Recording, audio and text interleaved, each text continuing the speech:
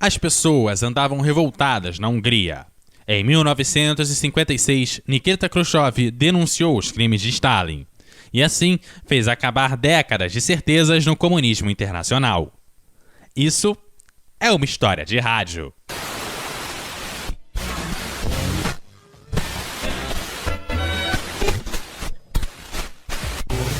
História de rádio.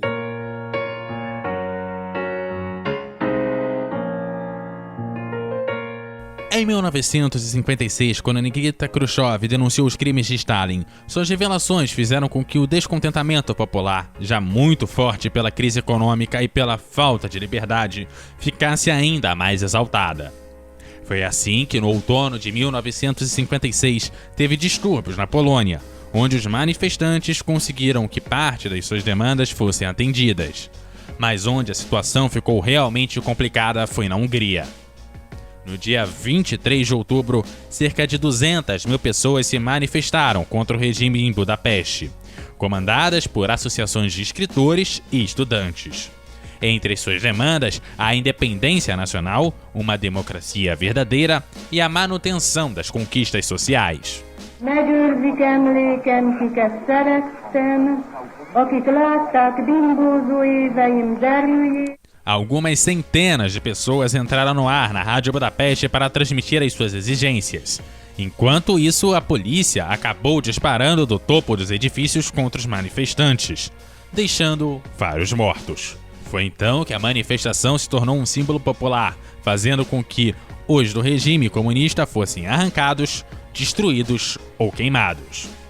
Para tentar conter a situação, o governo húngaro convocou as tropas soviéticas presentes no país, na tentativa de reprimir a revolta, ao mesmo tempo que fez algumas concessões para tentar acalmar os ânimos da população.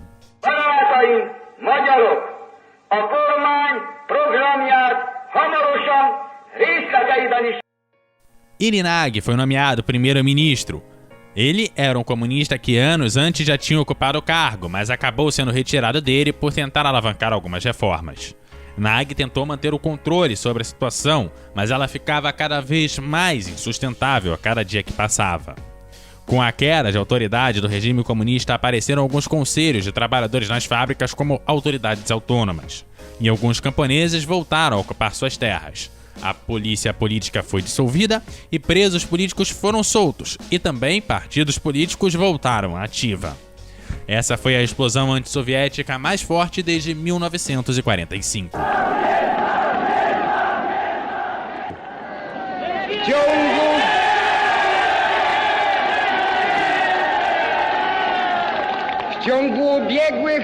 Algumas rádios foram ocupadas e passaram a ser porta-vozes da revolução. A principal delas foi a Rádio Kosovo Livre.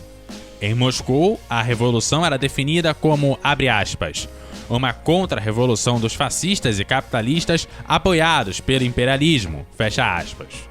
Por sua vez, a Rádio Europa Livre, a emissora financiada pelos Estados Unidos, animava os húngaros a lutar pela sua liberdade, sem importar o que, e dizia também que o Ocidente iria à sua ajuda.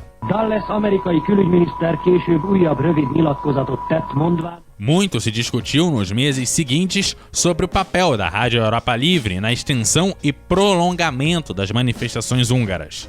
A rádio chegou a transmitir comentários sobre como se fabricavam coquetéis Molotov na Segunda Guerra Mundial. A szabadság felé vezető úton tornyosuló akadályok tekintélyes részét a barikádok szabadságharcosai szétrobbantották.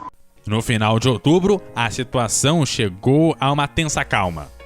Os soviéticos, inclusive, começaram a se retirar do país. Porém, Nagy, então primeiro-ministro, tomou decisões que mudavam toda a geopolítica da zona. Anunciou a criação de um regime político pluralista e a saída da Hungria do Pacto de Varsóvia para se converter em um país neutro. Eram duas coisas que nem Moscou nem os comunistas húngaros do núcleo duro do partido poderiam admitir. O núcleo duro acabou criando um autoproclamado governo revolucionário dos trabalhadores e camponeses e solicitou a ajuda soviética em nome do socialismo e da paz para deter o caos e estabelecer a democracia popular na Hungria. Assim, as tropas soviéticas apareceram no dia 4 de novembro de 1956. Foi assim que Nagy mandou o seu último recado à nação. In the early hours of the morning, Soviet troops had started an attack against the Hungarian capital. A Associação de Escritores Húngaros difundiu também algumas mensagens, não só em húngaro, mas em francês, alemão, inglês e russo, pedindo a ajuda que o Ocidente disse ter prometido. Help Hungary. Help the Hungarian writers, scientists, workers, peasants and intelligentsia. As tropas soviéticas atacaram e ocuparam as rádios que apoiavam Nagy. A última a cair foi a rádio Rákóczi Livre. This is Hungary calling. This is Hungary calling. No último comunicado da rádio se dizia, abre aspas, aqui Hungria chamando. A última emissora que permanece no ar chama as Nações Unidas. Essa madrugada, as tropas soviéticas fizeram um ataque generalizado contra a Hungria. Pedimos que nos envie ajuda imediata. Em nome de Deus e da liberdade, ajudem a Hungria. Fecha aspas. Ninguém respondeu.